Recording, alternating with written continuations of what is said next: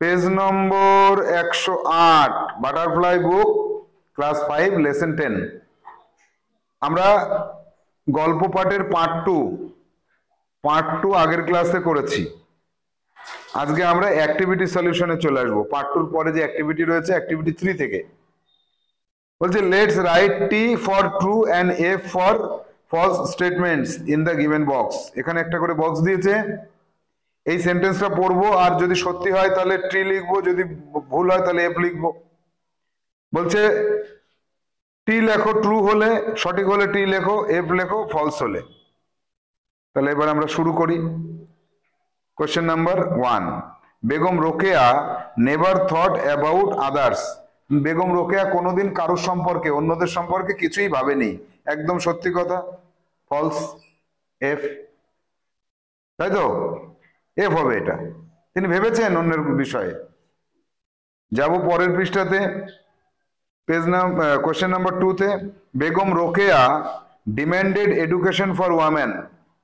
বেগম রোকেয়া মেয়েদের জন্য শিক্ষার দাবি করেছিলেন। অবশ্যই দাবি করেছিলেন, তাহলে এটা টি হবে।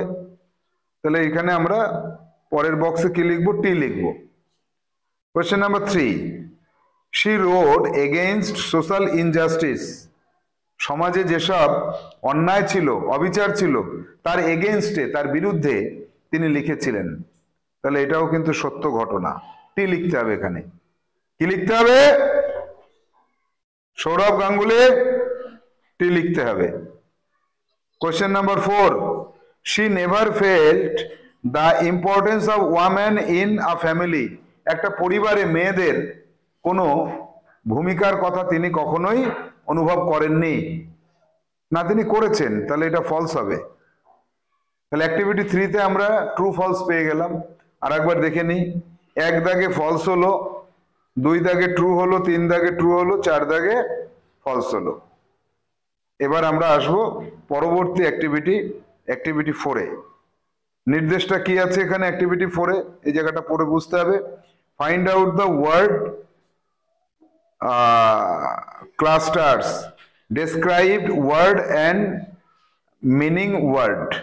তাহলে ডেসক্রাইবিং ওয়ার্ডের সাথে নেমিং ওয়ার্ড। আচ্ছা, describing word plus naming word, মানে অ্যাডজেক্টিভের সাথে নাউন, সেটা দিয়ে ওয়ার্ড ক্লাস্টার তৈরি করতে বলেছে। একটা করে দিয়েছে আমাদের জন্য, বলছে from the table, from the above text থেকে। তাহলে এই জায়গাটা আমরা একটু ভালো করে বুঝে নিই, এখানে কি বলতে যাচ্ছে কিচ্ছু বুঝতে পারলাম না। অ্যাক্টিভিটি 4-এর যে নির্দেশটা রয়েছে, আবার পড়ি। Find out the word cluster, describing word and naming word from the above text. উপরে যে টেক্সটটা আমরা পড়েছি বেগম রোকেয়ার, সেই টেক্সট থেকে একটা অ্যাডজেক্টিভ, ডেসক্রাইবিং ওয়ার্ড মানে adjective, ADJ, plus naming word noun. এই নাউন এবং অ্যাডজেক্টিভ মিলিয়ে একটা মানে ওয়ার্ড ক্লাস্টার তৈরি করবে, মানে যুক্ত শব্দ তৈরি করবে। একটা দেখো, একদিকে বলেছে সোশ্যাল রিফর্মস, সোশ্যাল রিফর্মস। তাহলে এই যে সোশ্যাল আর রিফর্মস, সামাজিক পরিবর্তন, এটা অ্যাডজেক্টিভ, এটা এডিজে, আর এটা নাউন, দুটো মিলিয়ে একটা ওয়ার্ড তৈরি হলো, ওয়ার্ড ক্লাস্টার তৈরি হলো। এখানে হেলদি, হেলদির সাথে কোনটা দেয়া যায়? ড্যাশের সাথে ওয়ামেন দিতে হবে, ফার্স্টের সাথে ড্যাশ দিতে হবে, হিউম্যানিস্টের সাথে কি দিতে হবে, ফেমাসের সাথে কি দিতে হবে, আইডিয়ালের সাথে কি দিতে হবে, ড্যাশের সাথে বুক দিতে হবে। এবার এখানে আমি মন থেকে একটা করে বানিয়ে বলতে পারি, কিন্তু সেটা তো বইতে নাও থাকতে পারে। তাহলে আমাকে কি করতে হবে? এবার বইয়ের থেকে, বুক থেকে খুঁজে খুঁজে বের করতে হবে। চলো আমরা বইতে চলে যাই, খুঁজে আসি আগে। তাহলে আমরা টেক্সটে খুঁজে পেয়ে গেছি যে ওয়ার্ডগুলো, সেই ওয়ার্ডগুলো এখানে বসিয়ে দিয়েছি অলরেডি। তাহলে দেখো, 1 দাগে যেটা ছিল হচ্ছে সোশ্যাল রিফর্মস, 2 দাগে যেটা আছে হেলদি নেশন। যদি করি তাহলে আমরা বলতে পারি উন্নত জাতি, অথবা হেলদি দিয়ে আরো অনেক কিছু করা যায়, হেলদি বয়, হেলদি গার্ল, এগুলো করা যায়, কিন্তু এগুলো তো নেই বইতে, টেক্সটে নেই, তাহলে এটা করতে পারছি না। এরপরে আছে ওয়ামেন, নারী, অনেক মহিলাকে ওয়ামেন বলা হয়, তাহলে ডিসঅ্যাডভান্টেজড ওয়ামেন, পিছিয়ে পড়া মেয়েরা। পরেরটায় আমরা কি পাচ্ছি, ফার্স্ট নেম কথাটা দেয়া যেতে পারে, অথবা ফার্স্ট লেডি বলা যেতে পারতো, কিন্তু লেডি নেই, ফার্স্ট ওয়ামেন বলা যেতে পারে। 5 কি আছে, স্ট্রং হিউম্যানিস্ট, তার মধ্যে যে মানবিকতা সেটা খুবই শক্তপোক্ত মানবিকতা, অর্থাৎ ভীষণ মানবিক। 6 আছে ফেমাস বুকস বলতে পারি, ফেমাস বুকস অথবা ফেমাস ওয়ামেন বলতে পারি, দুটোই আছে, ফেমাস বুকসও বলা যাবে, ফেমাস ওয়ামেনও বলা যাবে। 7 আছে আইডিয়াল, আইডিয়াল ওয়ামেন বলতে পারো, আদর্শ নারী, অথবা আইডিয়াল বুক, একটা আদর্শ বইও বলতে পারো। 8 আছে বুকস, রিমার্কেবল বুকস, অবিস্মরণীয় বইগুলি, অথবা ভ্যারিয়াস বুকস, বিভিন্ন বই, এটাও বলতে পারো। তাহলে অ্যাক্টিভিটি 4 আমরা শেষ করলাম, যাব অ্যাক্টিভিটি 5-এ। দেখো অ্যাক্টিভিটি 5-এ বলছে এখানে কিছু শিখিয়েছে, যেগুলো শিখিয়েছে এই শেখাগুলোকে আমরা শিখলাম না, আমি এখানে আলোচনা করে দিচ্ছি। দেখো এখানে আলোচনা করে দিচ্ছি, put the punctuation marks in the following sentences, নিচের বাক্যগুলোতে দাড়ি, কমা, ইনভার্টেড কমা এগুলো বসাও, এগুলোকে বলা হয় পাংচুয়েশন মার্কস। কি বলা হয়, punctuation marks. The first one is done for you, প্রথমটা করে দিয়েছে। দেখো বিবেকানন্দ সেইড, বিবেকানন্দ বলেছিলেন all Indians are my brothers. এই যে all Indians are my brothers, এখানে একটা ইনভার্টেড কমা, মানে এটা হচ্ছে তার মুখের কথা, শেষ হয়ে গেল বলে এখানে ফুল স্টপ, আর কোনো কেউ কিছু বললে এখানে একটা কমা দিতে হয়। এরপরে আছে আই অ্যাম রোকেয়াস ফ্রেন্ড, এই কথাটা কেউ একজন বলেছে, আই অ্যাম রোকেয়াস ফ্রেন্ড, এটা বলেছে কেউ একজন, কমা হবে। Said the lady, full stop হবে, সেইড দ্য লেডি, এই আইটা কিন্তু ক্যাপিটাল লেটারে হওয়া উচিত। নাম্বার 3-তে who are you,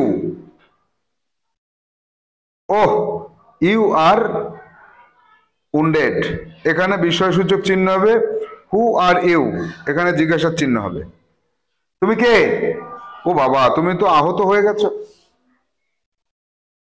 number 4 I know, আমি জানি, there are many birds like crow, parrot, myna. কি করব এবার, আই নো আমি জানি, দেয়ার আর, আচ্ছা আইটা বড় হাতের করে দিতে হবে এখানে, I know there are many birds comma like crow, parrot, myna, ক্রোর পরে কমা হবে, প্যারটের পরে কমা হবে, ময়নার পরে ফুল স্টপ হবে। নাম্বার 5-এ নেতাজির এনটা ক্যাপিটাল হওয়া উচিত, নেতাজি ফাউন্ডেড আজাদ হিন্দ ফৌজ, নেতাজি আজাদ হিন্দ ফৌজ গঠন করেছিলেন, তাহলে আজাদের এটা বড় হাতের হবে, হিন্দের এইচটা বড় হাতের হবে, এফটা বড় হাতের হবে, ফুল স্টপ। বিদ্যাসাগরের ভিটা বড় হাতের হবে, বিদ্যাসাগর ওয়াজ আ সোশ্যাল রিফর্মার, ফুল স্টপ হবে, এখানে একটা ফুল স্টপ করে দিতে হবে। তাহলে আমরা দেখলাম যে পাংচুয়েশন মার্ক কিভাবে করতে হয়, এবং সেন্টেন্স শুরু হয় ক্যাপিটাল লেটার দিয়ে, কোনো নির্দিষ্ট কারোর নাম হলে, নির্দিষ্ট কোনো বিষয়ের নাম হলে ক্যাপিটাল লেটার দিয়ে শুরু করতে হয়, যেমন আজাদ হিন্দ ফৌজ, বিদ্যাসাগর, কারোর নাম, ব্যক্তির নাম, কোনো নির্দিষ্ট বস্তুর নাম, নির্দিষ্ট সংগঠনের নাম, এগুলো capital letter.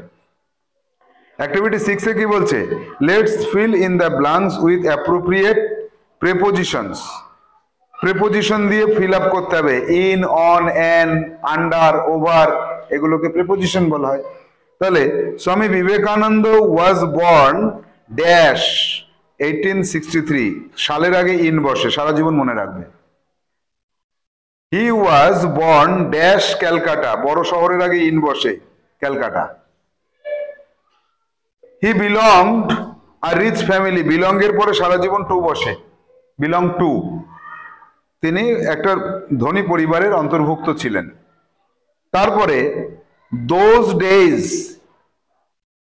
Our country was, in those days, in হবে, ইন দোজ ডেজ সেই সময়ে, in those days our country was dash the British rule under, under the British rule, অর্থাৎ ব্রিটিশ রুলের অধীনে, ব্রিটিশদের শাসনের অধীনে ছিল। Vivekananda felt for the misery dash Indians, misery of Indians, ভারতীয়দের, এর অব হচ্ছে এর, O F, of, of, O F কে কি বলো তোমরা? তো অফ বলো, এটা হয় অব, আর ও ডবল এফ হলে এটা হয় অফ, দুটোর উচ্চারণ আলাদা। তাহলে অব ইন্ডিয়ান্স। এবার আসো অ্যাক্টিভিটি 7 এ, এখানে কি বলেছে একবার পড়ি আমরা। Let's classify the personal pronouns and positive pronounce from the passage. এখানে আমরা একটা প্যাসেজ পাবো, এই প্যাসেজটাকে পড়বো, পড়ার পরে এখানে কিছু পার্সোনাল প্রোনাউন আছে এবং পজিটিভ প্রোনাউন আছে। পার্সোনাল প্রোনাউন বলতে নামের পরিবর্তে যেটাকে বলা হয় সেটাকে প্রোনাউন বলে, সেটাকে পার্সোনাল প্রোনাউন বলা হয়। যেমন পৃথিবী, বারবার পৃথিবীর কথা না বলে আমরা যদি বলি শি, তাহলে শি হবে পার্সোনাল প্রোনাউন। এবার পজিটিভ প্রোনাউনটা আমাদের ভালো করে বুঝতে হবে এবং শিখতে হবে। পজিটিভ আবার প্রোনাউন, পজেস মানে হচ্ছে অধিকারে থাকা, পজেস কথার অর্থ কি? অধিকারে থাকা। এবার অধিকারে থাকা বোঝাবে এবং সেটা দিয়ে কোনো নামের পরিবর্তে বোঝাবে, তাকে পজিটিভ প্রোনাউন বলে। খুঁজে দেখি আমরা এখানে, চেষ্টা করে দেখি পাওয়া যায় কিনা। বলছে রাজা রামমোহন রয় ওয়াজ আ গ্রেট সোশ্যাল রিফর্মার। রাজা রামমোহন রায় ছিলেন একজন বিখ্যাত সমাজ সংস্কারক। এটুকু বললাম। এই রাজা রামমোহন রায়, এনার নামের পরিবর্তে আমরা কিছু একটা বসাবো এইটুকুর পরিবর্তে। পরের লাইনে দেখো, he lived in the 19th century Bengal. তাহলে সে 19 শতকের বাংলায় বাস করতেন। হি মানে কে? এই যে এখানে আমরা হি কথাটা পেলাম, হি মানে কে? রাজা রামমোহন রায়। এটা হচ্ছে পার্সোনাল প্রোনাউন। এই he equal to personal pronoun. তারপরে পাচ্ছি he worked hard for the betterment of our country. সে আমাদের দেশের জন্য, দেশের ভালোর জন্য পরিশ্রম করতেন। তাহলে এখানে এই যে হি কথাটা পেলাম, হি, এই হি কথাটা হচ্ছে প্রোনাউন, পার্সোনাল প্রোনাউন। এই যে আওয়ার কান্ট্রি, এখানে আওয়ার কথাটা কিন্তু পজিটিভ প্রোনাউন নয়, অ্যাডজেক্টিভ হয়। পজিটিভ প্রোনাউনটা কেমন সেটা আমরা পরে শিখব। মনে হচ্ছে এই যে আওয়ার কথাটা দেখে মনে হচ্ছে এটা পজিটিভ প্রোনাউন হতে পারে। অধিকারে আমাদের দেশ, না, এটা অ্যাডজেক্টিভ। চলে আসবো his fight. His fight was abolishing the evil system of Sati and his contribution to the improvement of Indian education will be remembered forever. তার যে সংগ্রামটা সেটা ছিল হচ্ছে সতীদাহ নামক একটা খারাপ প্রথার বিরুদ্ধে, সেটাকে অ্যাবলিশ করা, ধ্বংস করে দেওয়া, সেটাকে বন্ধ করে দেওয়া, এবং তার কন্ট্রিবিউশন, তার অবদান to the improvement of Indian education, ভারতীয়দের শিক্ষার জন্য তার যে অবদান, উইল বি রিমেম্বার্ড ফরএভার, সারা জীবন মনে রাখা হবে। We are all proud of him, এখানে উই অল আর হবে, এটা এরকম হলে ভালো হতো, we all are proud of him, আমরা তার জন্য গর্বিত। এবার দেখো এখানে মনে, এই যে উই, উই মানে আমরা, আমি, তুমি, সে, তারা, সবাই মিলিয়ে যে কজন আছে আমরা, ভারতের যত মানুষ আছে সবার পরিবর্তে উই বলেছে, এটা পার্সোনাল প্রোনাউন। এবার এই পার্সোনাল প্রোনাউন থেকে পজিটিভ প্রোনাউনে যেতে গেলে আমাদের একটা চার্ট মুখস্থ করতে হয়, এবং সেই চার্টটা এখানে তার একটাই শুধু দিয়েছে, হিজ। এই যে হিজ কথাটা আছে, হি কারোর নামের পরিবর্তে বসানো হয়, হি, সে, আর হিজটাকে বলা হয় পজিটিভ প্রোনাউন। কিন্তু এই সেন্টেন্স অনুযায়ী এই হিজটা কিন্তু পজিটিভ প্রোনাউন নয়। এটা কি? এটা হচ্ছে অ্যাডজেক্টিভ হিসেবে ব্যবহার করেছে। হিজ ফাইট, কোন ফাইট? হিজ ফাইট, এটা হচ্ছে অ্যাডজেক্টিভ হিসেবে ব্যবহার করেছে। এখানে পজিটিভ প্রোনাউনের কোনো উল্লেখ আমরা পাইনি, এখানে কনসেপশনটা ভুল দেওয়া আছে বইতে। এই হিজ এটা পজিটিভ প্রোনাউন নয়। চলে যাব পরের অ্যাক্টিভিটি বিতে। এখানে আমরা পাবো, বলছে change the personal pronoun used in activity 7A। এখানে 8 এর লেখা আছে, 7 এর করে নাও। অ্যাক্টিভিটি 7 এর করতে হবে, এখানে 8 এর লেখা আছে, এটা ভুল লেখা আছে। 7 এর এতে যে পার্সোনাল প্রোনাউনগুলো আছে তাদেরকে আমাদের চেঞ্জ করে পজিটিভ প্রোনাউনে নিতে হবে। এখানে সবকটা নেই, আমি কয়েকটা এক্সট্রা লিখে চার্ট করে দিলাম। হি হয়ে যাবে হিজ, কিন্তু হিজ ফাইট এটা হবে না। যেমন ধরো এইখানে একটা সেন্টেন্স আমি লিখছি, দিস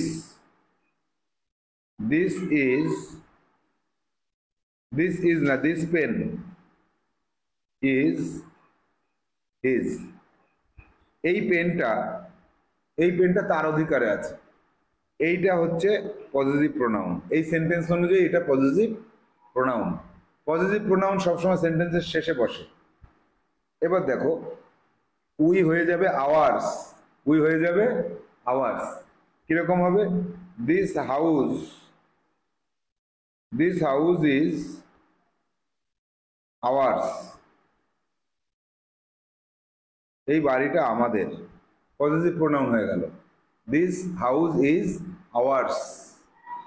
তারপরে আছে শি থেকে হয়ে যাবে হার্স, তাহলে দিস হাউস ইজ হার্স। এই বাড়িটা তার, পজিটিভ প্রোনাউন হলো। আই থেকে হয়ে যায় mine, this house is mine. এই বাড়িটা আমার, এই বাড়িটা আমার। আমি, আর আই থেকে হয়ে যাবে মাইন। মাইটা কিন্তু পজিটিভ প্রোনাউন না, ওটা অ্যাডজেক্টিভ। ঠিক আছে, কনসেপশনটা এখানে ক্লিয়ার করে নিতে হবে ছোটবেলা থেকে। দে হয়ে যাবে দেয়ার্স, দে কি হয়ে যাবে? Theirs. This house is theirs. এই বাড়িটা তাদের। ইউ হয়ে যাবে yours, this house is yours. এই বাড়িটা তোমাদের অথবা তোমার। আর ইট হয়ে যাবে ইটস। হ্যাঁ, তাহলে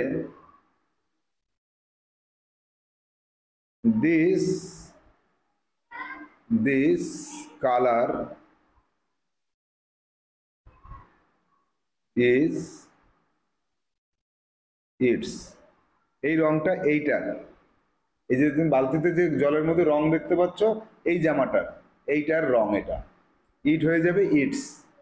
তাহলে আমরা যে চারটা পেলাম, এই চারটাকে এখানে আমি 5টা আর 2টো 6টা 7টা লিখে দিলাম।